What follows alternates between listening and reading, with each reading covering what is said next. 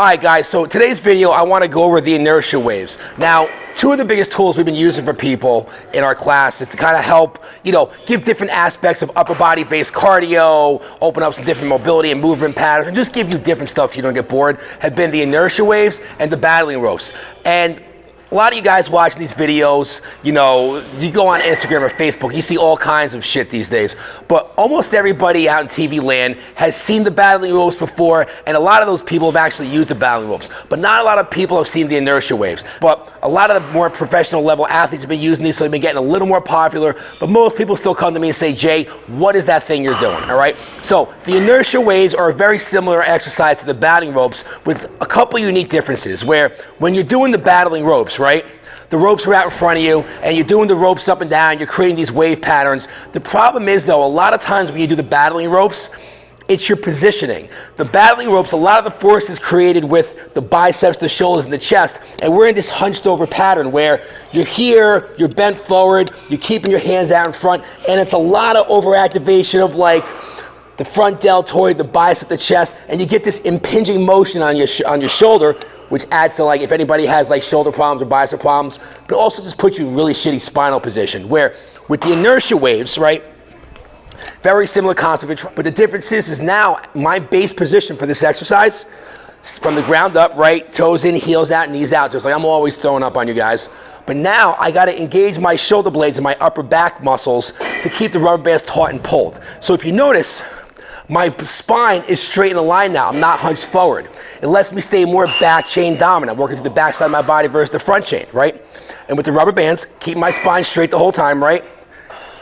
I'm gonna pulse up and down with the waves.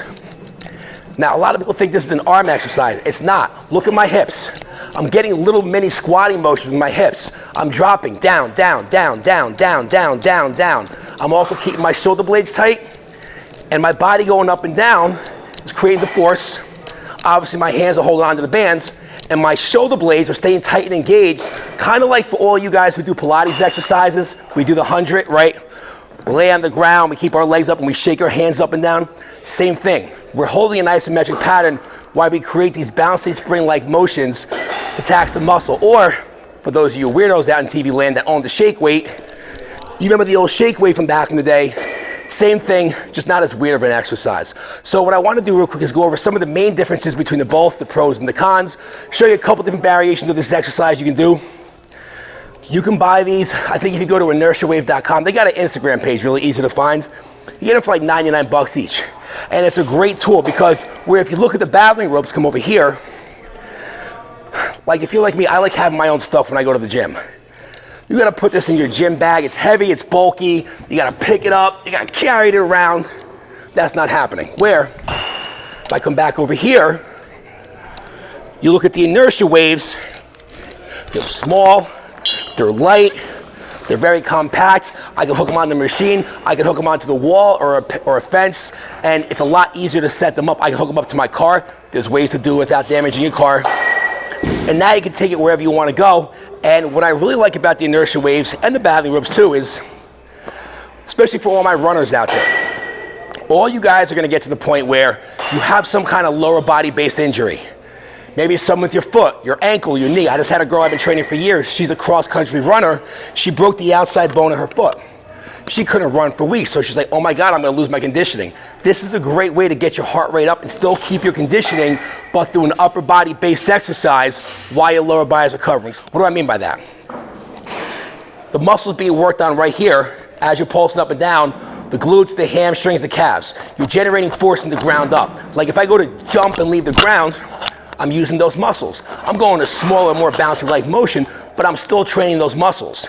In addition to that, using my shoulder blades and my lats to help generate downward force where I can try to jump off the ground or I can really pulse and jump up the ground and use my arms more. The inertia waves let you directly train that. I just want to say right up front, I am not saying I don't like the battling ropes. What I'm saying is that for the people that I train and the aspects I'm trying to work into people's programming, I do not feel the battling rope is the appropriate exercise for most of the people that take our classes. I think a lot of people in today's society, especially after us all being locked down for the past year, we need less of this and we need more of this. So between that and a lot of the injuries people come to us with that we have to try to correct, I think the inertia waves are a better option. So if we want to get you here, but you're exercising here, you're never going to get there. But if you want to be here, and I have you exercising here, guess what's going to happen? Your body's going to adapt to the way you train. Your body's going to adapt to the position you put it in. You're going to realize that on a more subconscious basis, you'll be walking around, standing, running, jumping, sitting, whatever, in that better form. You're going to start seeing a lot of your injuries go away. All right? The entire basis of this exercise is you staying upright like this. So it directly trains the motion and the position you want to get into by keeping those shoulder blades tight. This is the best exercise for anybody who suffers from any kind of condition where they're like this, where your spine is crooked. It's going to force you to come back to better alignment. And without any further ado, let's go over some exercises.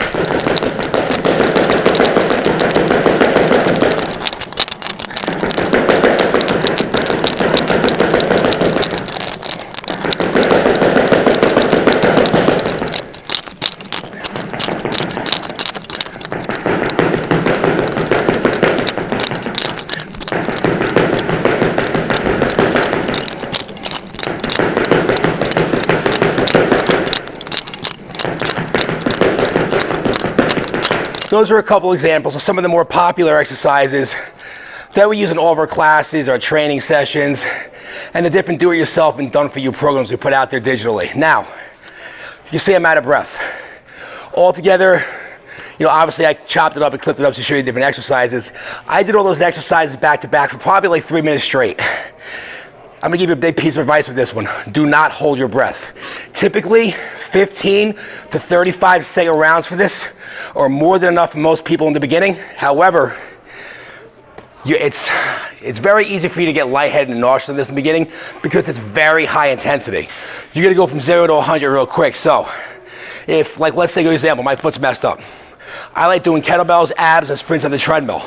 When I can't do sprints on the treadmill, I'm throwing these in there. These get your heart rate up nice and fast and away, just like you're doing high intensity sprints on the treadmill, just without all the low impact banging nature on my lower body, right? So 15 to 35-second intervals. Do not hold your breath. You will pass out.